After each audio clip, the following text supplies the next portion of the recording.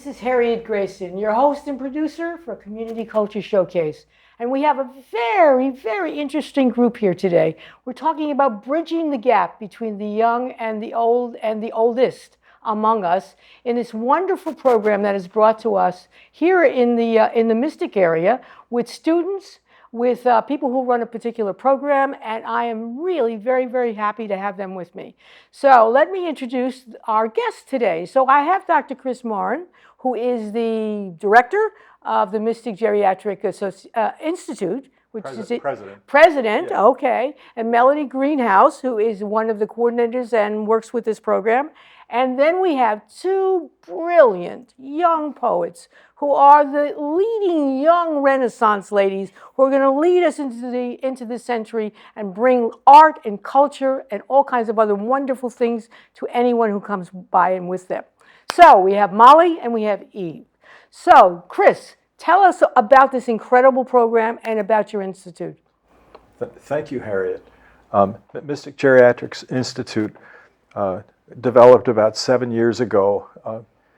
Some leaders in Stonington realized that this area was becoming much more popular to senior citizens. The senior citizen demographic was the increasing demographic in this area, as opposed to the lower age demographics that were leaving the area. Why? Because there were assisted living facilities being built here that drew retirees. And the idea was that what they realized, what they wanted to do was offer something to people so that they wouldn't leave the area when they got to retirement age, okay? Well, one of the ideas was to try to develop Mystic as a center for geriatric excellence, okay? And part of that was the foresight to develop the Perkins Farm area into a center where people could not only live, but they would have access to excellent medical care. It was just farmland at that time. I remember when I first moved here, where there were sheep, there were sheep, there were crops, cows, and now it's a burgeoning area with homes and medical facilities. So anyway, that was the start of it. They wanted to create a program that would entice senior citizens to stay here and not leave. Well, we've in the past several years put on a lot of educational programs for the elderly. But what we realized during the pandemic was that we were not reaching a lot of people. And we also realized that for seniors, isolation was becoming part of their life because you couldn't go anywhere, you couldn't do anything. So we thought, let's come up with a program that deals with that issue. And Kurt Lynch, one of our founders, recalled that during the pre-pandemic era, Melanie Greenhouse and Rick Petrocelli developed a program where they brought arts to the elderly. And Kurt thought, maybe we should try to revive that program. And so we developed an arts committee within Mystic Geriatrics Institute, and we came up with the idea of having high school students interact with senior citizens, gather biographical information, and create poetry on that basis. And I communicated with the principal at Stonington High School, because we thought, hey, we're in Stonington, let's start with Stonington. And he was thrilled with the idea. He turned the idea over to Janice Lamb, who's the career counselor, okay? And so she, Melanie created a bulletin to put up on the bulletin board, and it attracted 2 students that year. And it was really... and what year was this when you first started? Last year. Oh, last year, last year, 2021. Just last year. Okay. This is the program's 2nd year. All right, yeah. And I would like to turn it over to you now, Melanie, to describe what happened in the program and how we... So, the poetry that I had done with residents at various assisted living communities, it started at Academy Point, went to Crescent Point, and then Stone Ridge, where I was working in the memory care unit.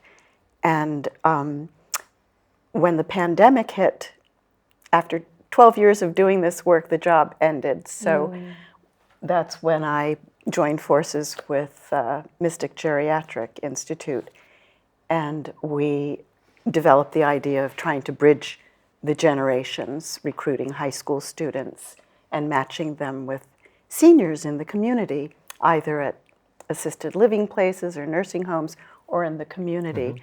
So Janice Lamb hooked us up with the first two students, Lucy and Helen, who were, Helen was a sophomore and Lucy was a senior.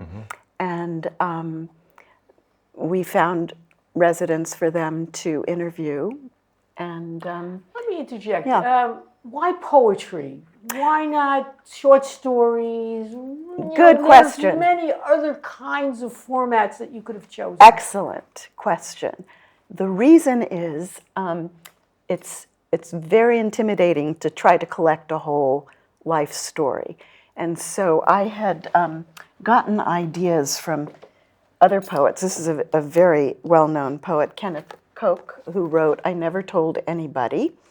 And it talks about the advantages of collecting short narratives rather than trying to go through an entire life story, which can be very intimidating for someone who's documenting. So I got ideas on topics from this book and other interactions with my seniors. So I focused on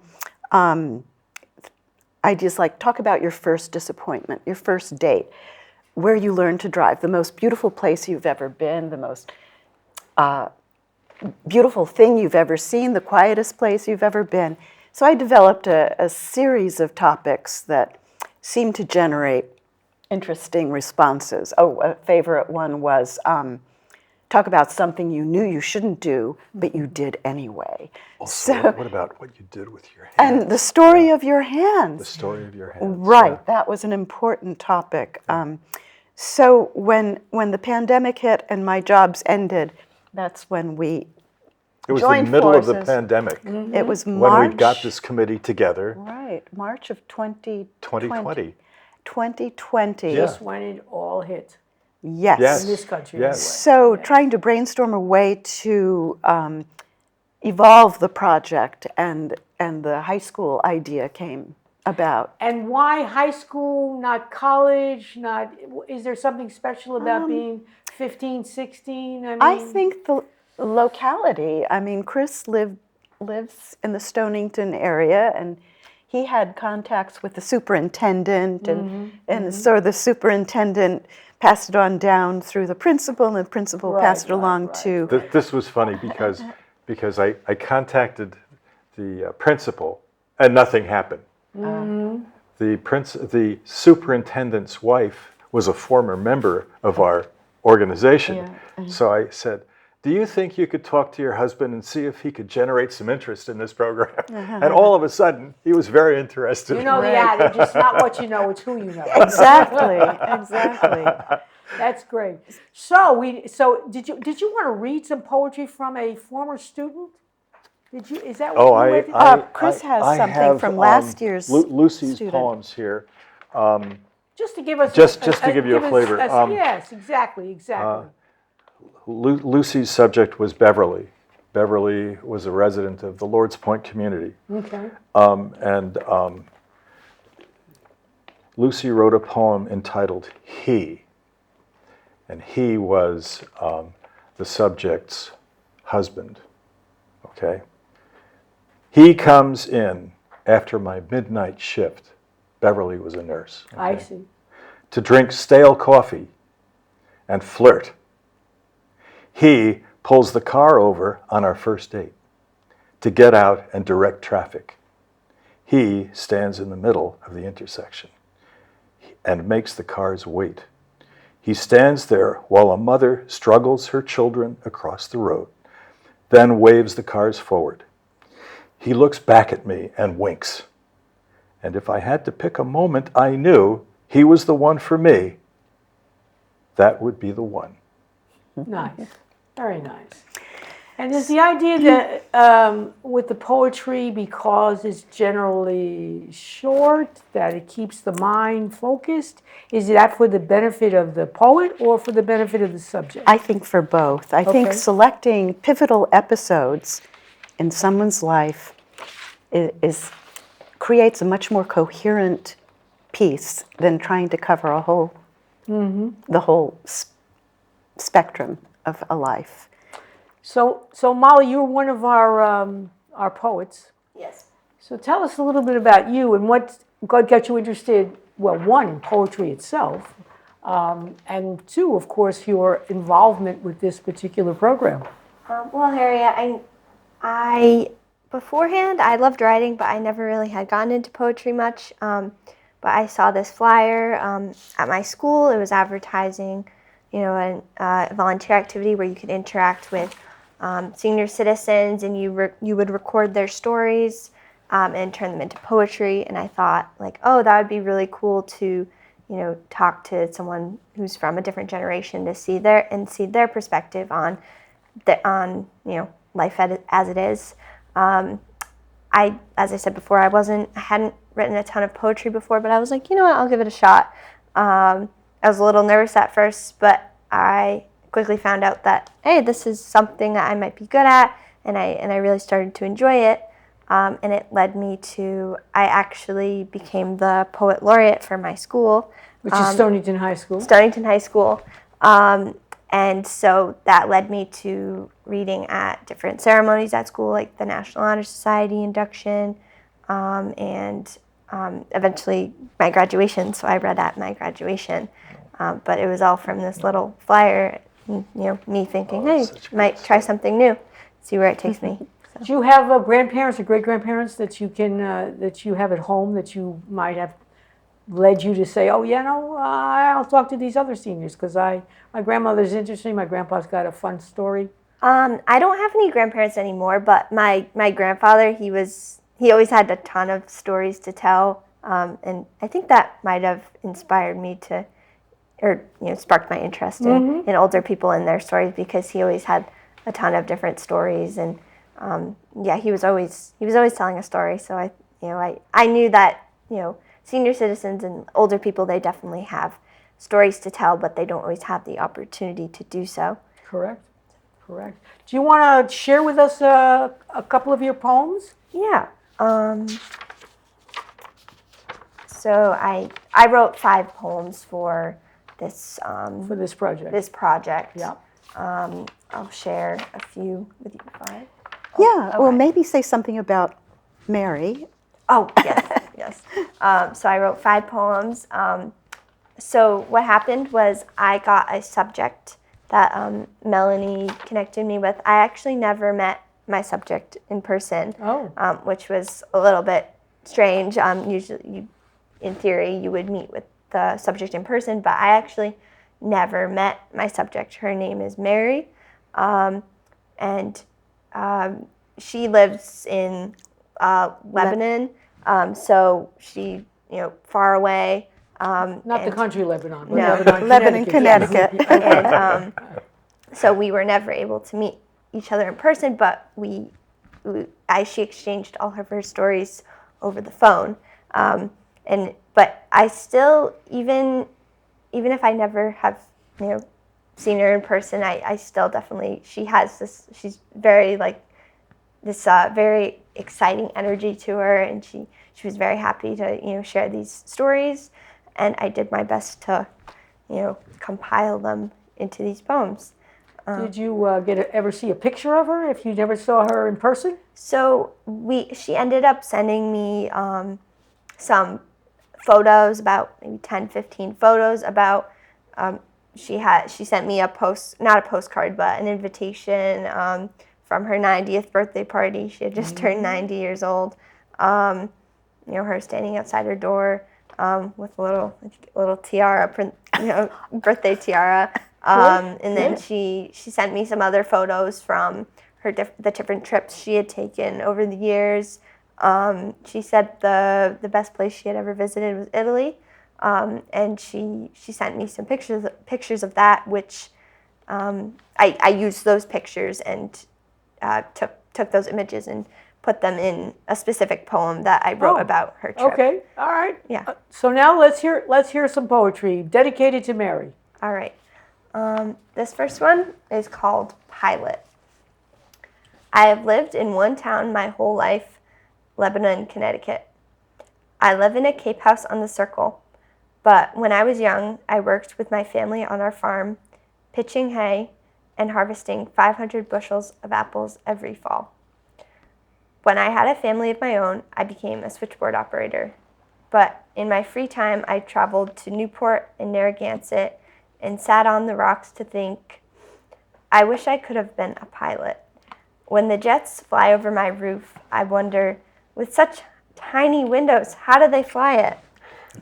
But the times were different. I was born in 1932 during the Depression, a difficult time, but we were lucky, for Mother never let us fight, and I never felt hunger, I never felt cold, and I never felt poor. That's the end of Pilot. Wow, very nice. Very Mila. nice. Yes, Very nice. yes. Well done. And the second one is called Life Lessons. When I would talk to her on the phone, she'd always give me these little tidbits of like advice. From her experiences having yes. lived 90 years. Yes. And so I took those little pieces. I would take notes as she would be talking. So I took the notes that I had, those little tidbits, and I put them into a poem called Life Lessons. Never gossip and learn to keep secrets. I worked in medical records for 25 years, 25 to 40, sometimes 100 beds a day. In a hospital, you have to keep a lot of secrets. You have to be focused and strong.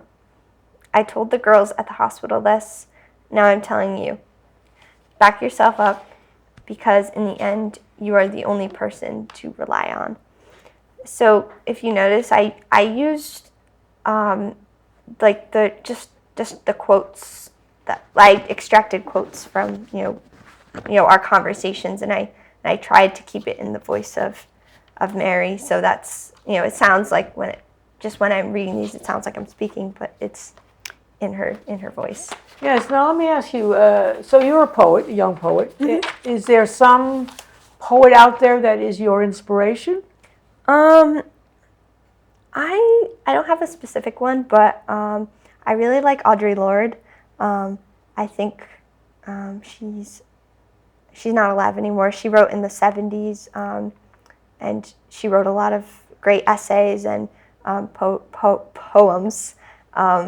So I think definitely that, and I always I've been reading since I was little. So just absorbing all the information I can and turning that into poetry. What do you think about this young woman? She's like 23 years old and wrote and was at the inauguration of the President of the United States. Oh. I mean, is that a place where you would like to see yourself one day? Amanda Gorman. Amanda Gorman. I think that would be really cool. I'm actually going to major in nursing, but I intend to pursue poetry and writing just on the side, because I believe you can chase multiple dreams at once. Absolutely, Yeah. Yes. absolutely. There's always room for improvement on many angles. Exactly Yes. right. Exactly right. And actually, my dream is to publish an article for the New York Times, or like a major publication like that, just to have my writing published in a newspaper. That's very good, because I have a writer friend whose mother was a poet and was published by the New York Times. So it is absolutely possible. Yes. Yeah. So let's share some more of your poetry with us. This next one is called Pond. Behind the neighborhood houses, there was a pond. In the winter, it would freeze over, the sheet of ice stretching over the water. My friends glided over the ice, figure eights, turning, hopping, skipping, crawling. I crawled onto the ice. And then this next one's called Francis. Francis? Francis. Francis. Somebody's name. Okay. Yes. A man or a woman? It's spelled, the title is spelled Frances. A woman. Yes. My parents named me Mary, but I was supposed to be Francis, like St. Francis of Assisi, the saint. When I got to St. Peter's Square in 2004, I fed the pigeons. They flew all around me and landed on my white cap and on my red jacket. I loved feeding the birds. St. Francis of Assisi, the patron saint of animals. So I assume she went to Rome. Yes, yes. And this next poem is called Italy, and it's about Rome and Italy. And she took a trip in 2004. St. Peter's Square was one of the places she went, among the other places that are in this next poem called Italy. Italy. That trip changed my life. If I could go back there, I would. Landing in Rome, the eternal city, eternal memories now dance around my head, just how I danced around the aisles with Father Lesnick. The priests singing in Polish, they were really something. We spent that whole day laughing, singing, praying. In Venice, I rode the gondola. I was afraid to get on, but as always, there was singing and laughing. This time, from a Chinese family playing accordion. When we rode the bus to Salzburg, it felt like we were gliding. As I glanced out at the Swiss Alps and came back home, eventually, I saw a picture of Mozart's house. Wait, I was just there, and that picture was like the one I had just taken the week before. There in my hands were the pictures I had just taken of the trip that changed my life. And that's it. That's end. Very nice. Thank you very much. Thank you very much. Very nice. So Eve, tell us a little bit about who you are. Yeah, so I will be a senior this fall at East Lyme High School, and I'm one of the editors-in-chiefs for our school newspaper, the Viking Saga, and I was recommended by our librarian and my journalism teacher, Mr. Beal, and I've actually never written poetry before. I was introduced, I've read some poems, but this year I took AP Literature, and we focused a lot on poetry, and so kind of at the same time as working with you and my elder and learning about poetry, it was all happening at the same time, which was really helpful because I hadn't had a lot of experience with poetry, let alone writing it. So I think this was a really interesting experience. I've always been really into writing. I've been writing my whole life. Like, I'd write children's stories when I was little. I've always wanted to be a creative writer, and someday I would love to write a novel. But throughout high school, I've really gotten into journalism, and it's a really different style of writing. But what I love about it is I get to meet people, learn about their stories, and write them in articles. And it's kind of the same thing with this poetry project. I think that's why I was recommended, because I love learning about people's histories and getting to know my elder, Hardeep. She's from Kenya, Africa, and she told me about her life and all of the lessons she learned and how she's changed as a person. It was really inspiring, and to write it in poetry was an experience that was really different, but I'm really glad I got to do it because I know I can write in a different art form now, which is awesome. Yes. Yeah. So tell me, in your scramble to learn about poetry, is there a particular poet, the same thing I asked Molly, is there a particular poet who inspired you, whose kind of style you want to incorporate? Not really. I just kind of, like what Molly did, I took Hardeep's words and I just put them into poetry. And I changed it so that you'll notice in some of my poems there's some rhyming, but I didn't really love that. So the first couple poems have some rhyming, but then I love stories. So I tried to make my poems more like a story, a short story, of course. And I feel like I really captured her energy, her life, and just like her values. And so, yeah. Share with us. Okay. So these poems kind of walk you through her life, especially the last three.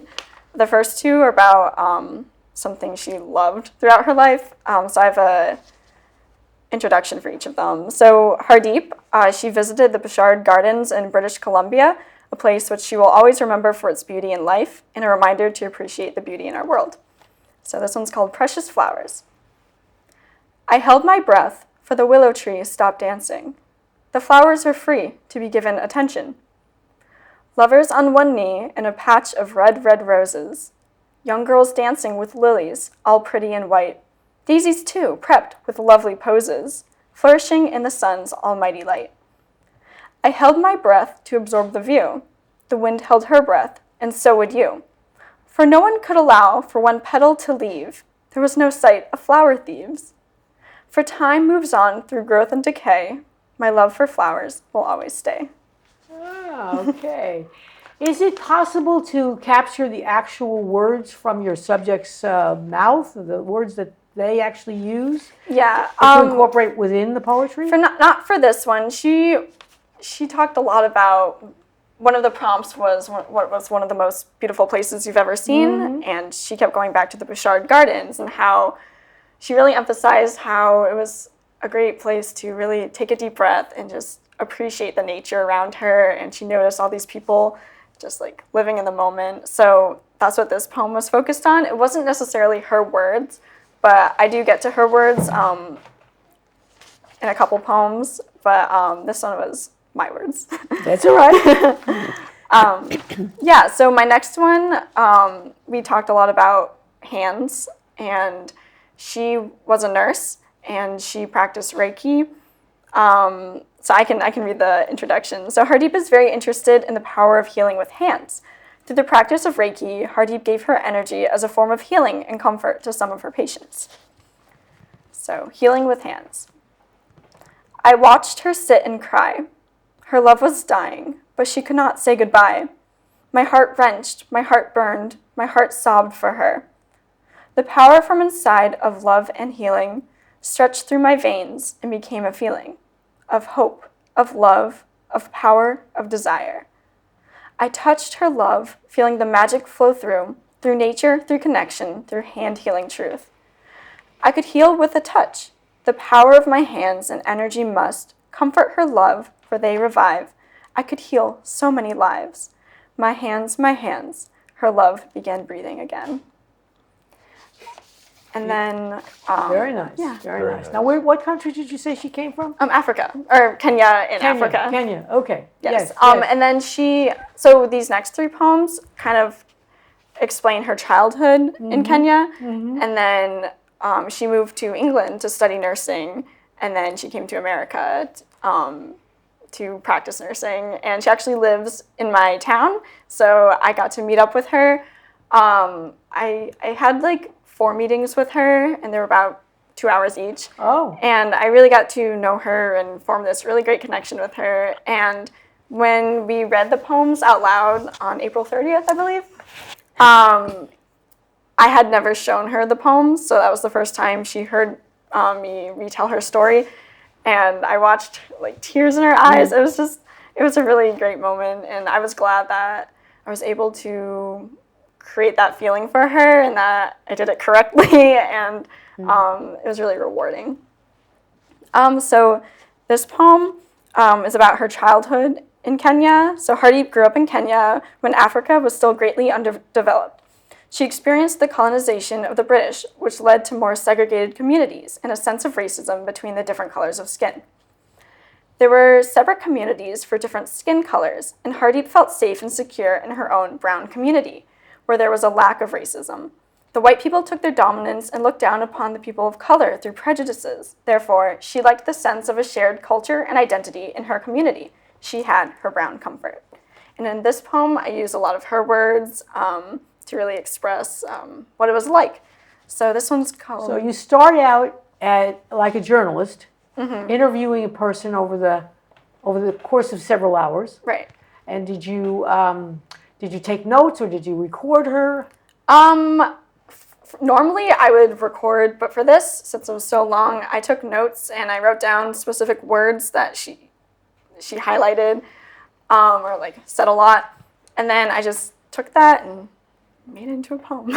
Well, because I would think, and I don't know for sure, did she speak in a kind of accent, an accent that we don't actually have, Right. so that her voice actually was expressing things that were in many ways foreign to you, right? Because you don't speak the way that she spoke. Right.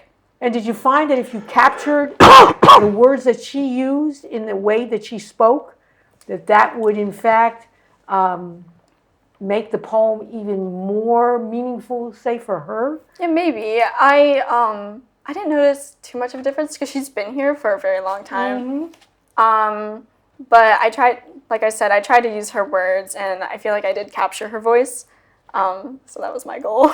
Yes. But yeah, so you can see. So this one's called In Africa. In Africa, I saw the long-necked drabs, black-striped zebras, and wild wildebeest roam freely. In Africa, I saw the brown dirt roads, brown family farms, brown mud huts, and brown people. In Africa, I saw people like me. I lived with people like me. I went to school with people like me. Brown kids, brown teachers, brown floors, brown walls. In Africa, I lived in a tight brown community where everyone knew everything about everyone. In Africa, I felt brown beauty, brown love, brown security, and brown comfort. Yet, in Africa, not everyone had brown comfort. There too were comforts of white and black, white, brown, black. We were separate.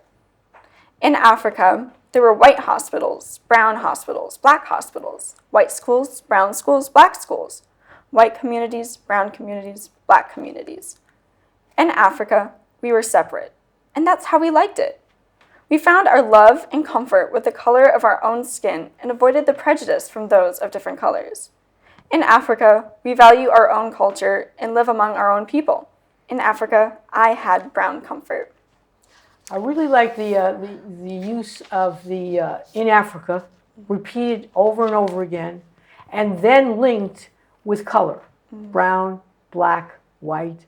It's very affecting and much more poetic than you would think that if you were just as a journalist interviewing a person. In other words, it strikes someone through poetry, I think, more effectively than it would actually as a journalist writing an article, because the repetition and the use of the three colors brings on a sense of, I can see this, I can feel this, and I know it's in Africa. This is one of the things I talk about in the manual that each student gets, is the importance of sensory images, sight, sound, taste, touch, and smell, to try to include as much of that as possible. Yeah. And so that poem was basically her growing up, and then she had this one mindset, but then as she went to London, her ideas changed, and as she came to America, her ideas changed again. So these poems kind of walk you through her different stages of life, and I think it's really interesting to follow what she went through. So this next one, so Harriet faced racism in Kenya with the integration of white, black, and brown people. She felt as though the white people had declared their stance in her world as superior. Therefore, she could never compete with them, for she thought she would never be as successful as them. Though she had a revelation when she went to London to study nursing.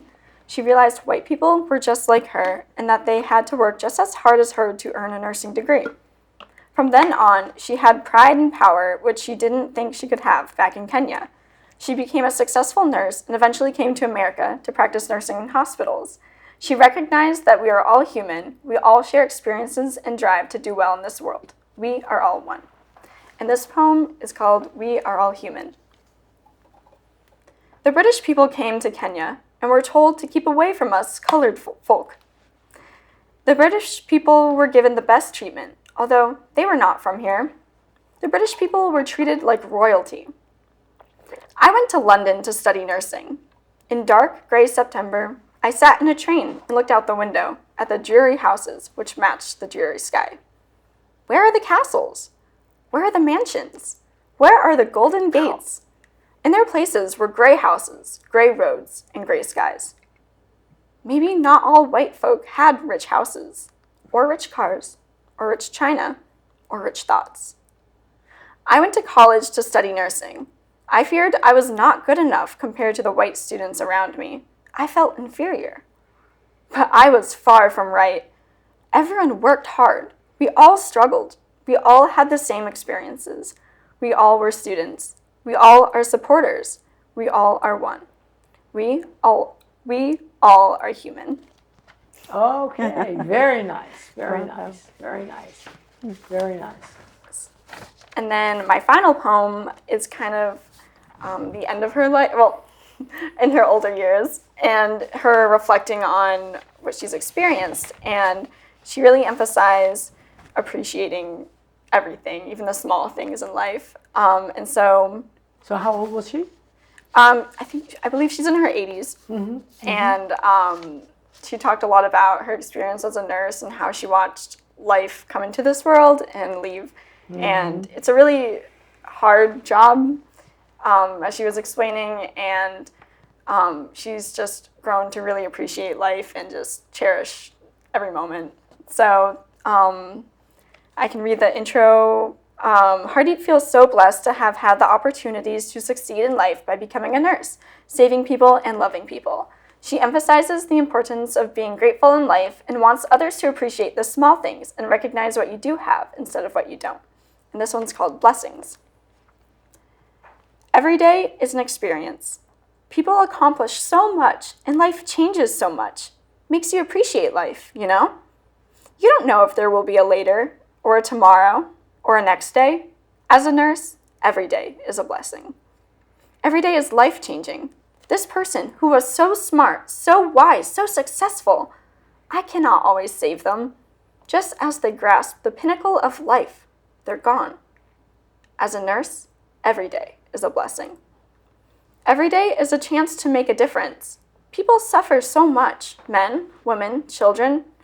I use my hands to heal, to touch, to comfort.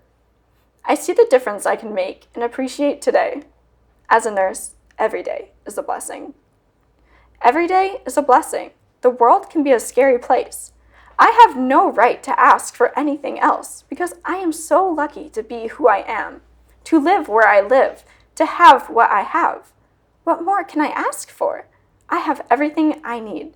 Every day is a blessing. Very good. And I like to play on the same word, repeating, which is something that you can do in poetry, you don't do in journalism. Right. Oh, right. And sometimes you can do it in a novel, but you do it best in poetry, the repetition of words with the same idea. Yeah, it accesses more emotion. Humanity is exposed in these poems. And I think that's something that I love with creative writing, and yes, with journalism, you can't experience that. I was a news editor last year, and it's very factual. It's like, no. Who, what, where, when. Yes, yes. Right. There's very limited amounts of creativity you can bring, and I've always wanted to be a creative writer, so that was a little challenging to switch how I write into that. But writing these poems let me access that creativity again, and so I had a really great time writing these and putting Harriet's words into art. I have to say, when the students read at the Mystic Knowing Library on April 30th, we had every seat filled, and the hush that fell over the room was profound. So Were the subjects present? two of them were. Mine. Hardeep and Lou was the other subject from Noel is one of the poets who couldn't be here today, but they It was incredible. were sitting up front, and they were both so moved by hearing what the students had written, because they had absorbed their lives. One of the ideas behind this was to validate the life of this older person whom society might have turned their back on. And I think the ladies did that. I think the young ladies did that. In all 6 cases now, we've had 6 young poets, and I think each of them was able to validate the life of the older person. I've heard from Beverly, who's a neighbor of mine, and she thought it was an extremely positive experience dealing with Lucy, and for Lucy, in turn, it was also an extremely enriching experience. Is there any expectation that the poets and the subjects stay in contact?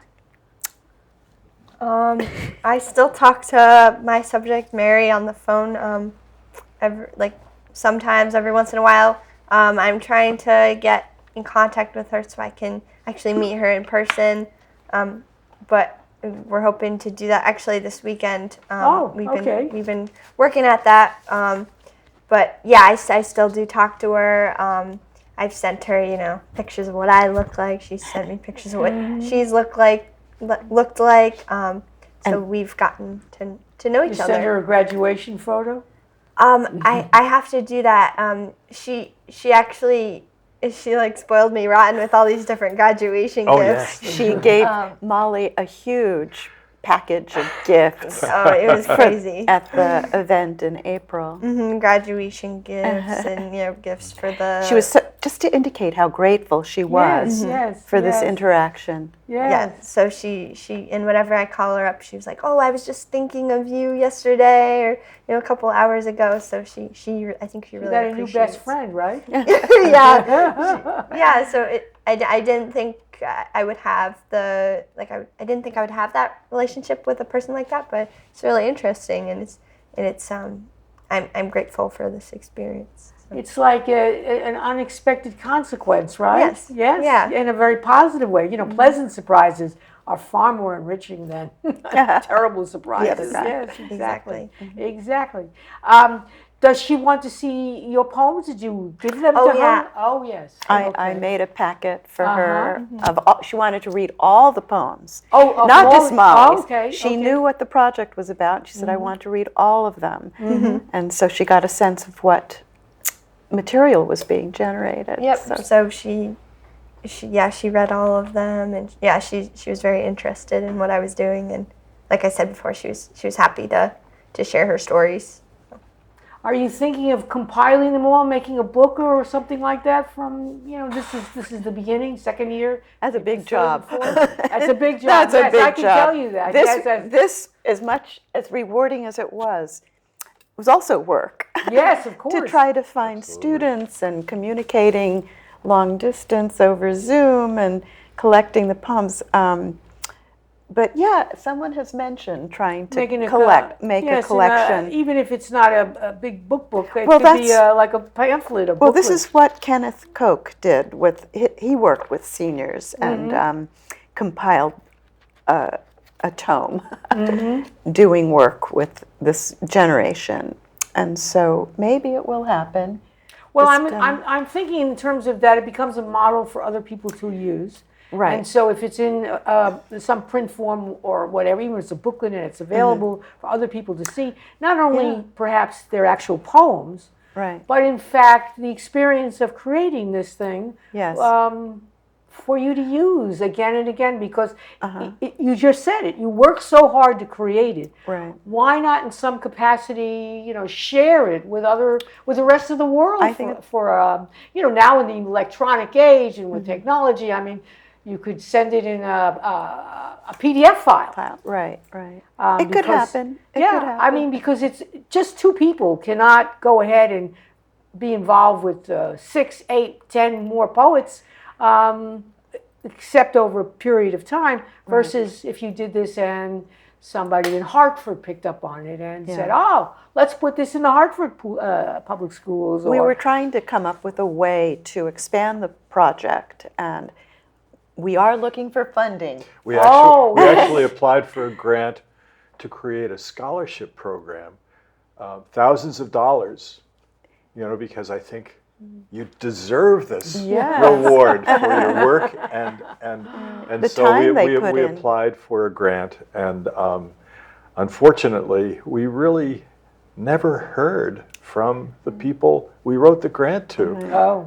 So they didn't respond. So I think that that was kind of sad that we because did. How much work it takes to pages and pages of information and documents, yada yada yada. Yeah. And we didn't hear anything, so it was kind of a disappointment. And I don't know. Well, I mean, the idea was great to reach out to numerous high schools in this region, in southeastern Connecticut, extending up north of Norwich. It's sort of, north of Norwich is sort of like north of the Bronx, you know, and try and see if we could develop greater interest in this model, because it's a terrific model. Yeah. Oh, yeah. But like you say, Melanie and I can't do it for 14 schools. Okay? Yes, exactly. But what we exactly. were hoping is to have students from all over participate and go through the Zoom sessions that we did, go over the manual, the techniques of gathering information, and then when all the submissions are in, have a committee select the top 3 and have a substantial award for the first place, second place, third place. And that was that was what you were creating. that was the idea, to brand. get to involve more schools to have their students participate. I ask because the arts and culture is seen, at least by the Connecticut state government, as an economic engine. It's not purely creativity, and so there's been money talked about, floated around as a result of the original huge amounts of money that Connecticut got, all the states got for this COVID stuff, which the government just, that infrastructure. Part of that was to promote arts and culture. So I was just curious, because I get all kinds of stuff in the mail, emails, and there is that interest, and it because you're only 2 people, there are only five poets.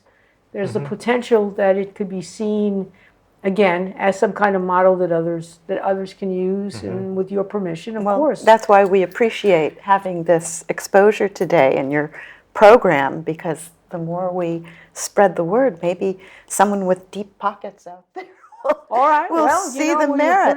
Put it on YouTube, and see, Yeah. give it a spin, and see what the market will bring. Yes. But I would think for you ladies, when you were you're a senior, right? You're graduating. Yes. You told me you're going to Northeastern. Did you tell me I'm that? going to UConn. UConn. UConn. Yes.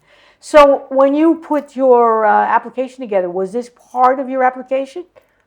Actually, I had already finished submitting my college applications before this, so this was just something I thought I'd try, just to gain new skills, and You can add it to your resume in the future. I mean, I did add it to my resume, but I wanted to do this to expand my horizons, and I think I definitely did. So. Oh, okay. And what about you? Do you think that now you're not in college, so and you are shopping around for a college?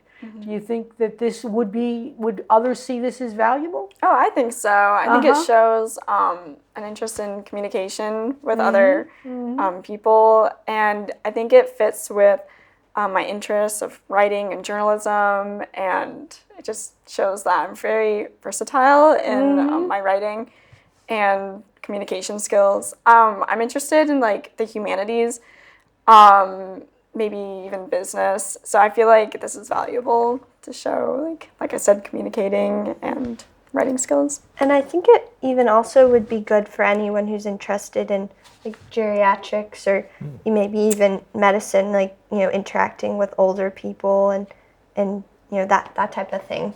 I think that'd be helpful as well for someone who wants to major in that. Right. What else is on the agenda, Chris, about the activities of the Geriatric Institute? I mean, this is obviously quite a worthwhile project, time-consuming as it was. But what else are you thinking about in terms of getting out there in the public arena? Our focus now is on the caregiver. We're starting off with a focus on the family caregiver, somebody in the family who takes care of somebody else in the family. And we feel that there are several major things that any caregiver has to know. So we've developed a program that we can present live to audiences.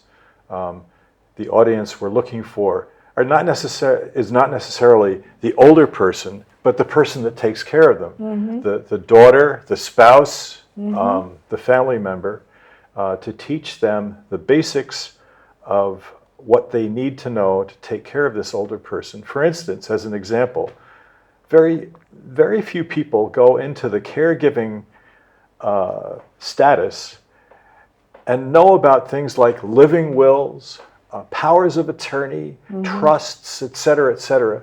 This is an area that you don't want to start working on when you've got the person dying on you. So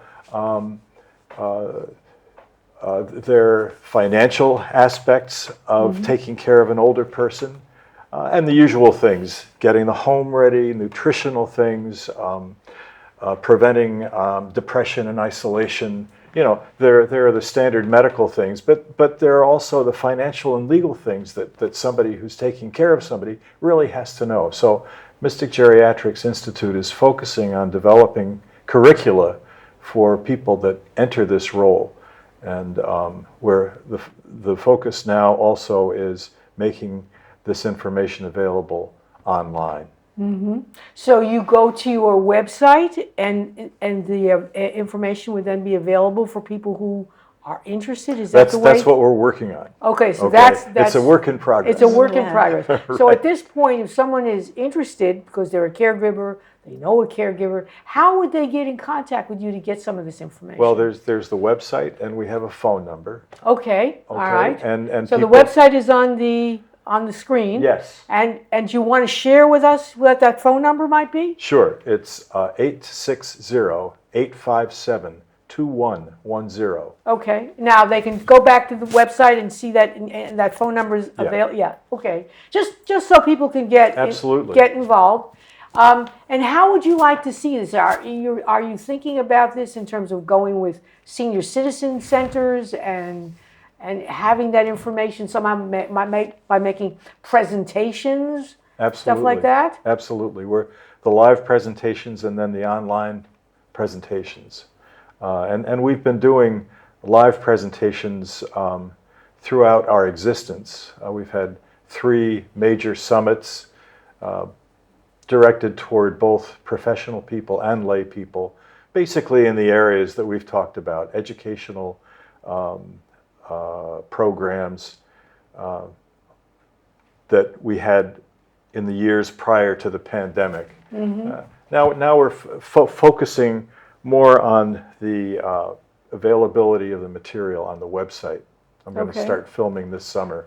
Oh, okay. And putting the material, at least maybe on YouTube with a link. We haven't figured all the technical stuff out quite yet. Little videos, 5-minute videos, Yeah, 10-minute exactly. videos. Exactly. You can have these poets as the lead, and then you could have the. I mean, Absolutely. I'm not kidding. I mean, I say that because that might be of interest to people to see young people having spent this time and effort in creating this poetry based on a project that you've created. So you become the creator of a really exciting program, and they are your instruments in presenting it to the public.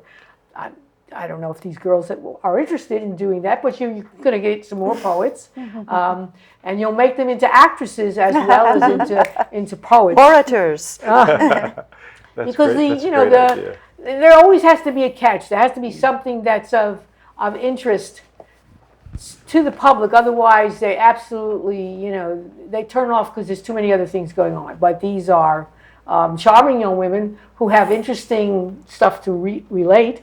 So that potentially, that's part of your packaging of this idea. Because it is, I know from things that I've tried. I'm a writer. I actually teach creative writing at the Pawcatuck Neighborhood Center. So that people come in and they have a very so most of them, because it's in the middle of it's in the late morning. I don't get anybody who's really working unless they're working on an odd day or something. So I'm getting older people who are interested in initially maybe sharing their story, the same way you were talking to these women, and then you wrote the poetry.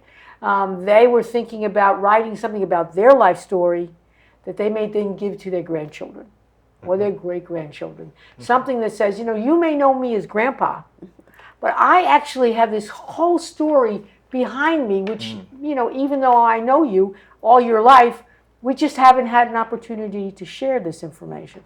So part of it is actually writing the story. I have one woman who's writing something because she had a real tragedy in her life, which became very much of a focus in changing her life.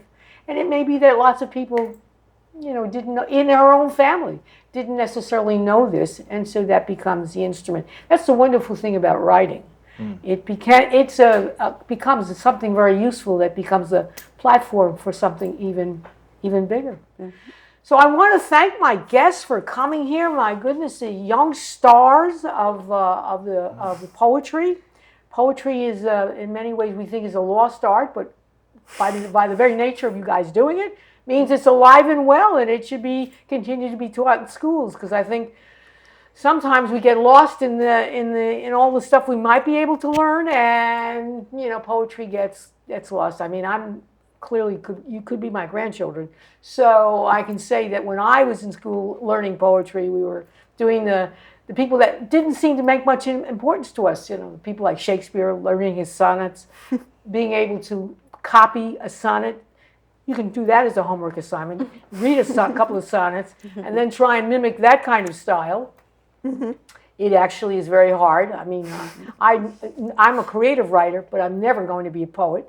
Although I have tried my hand at, as a musician, being a songwriter with disastrous results. So I've given that up. You have to know when you want to quit.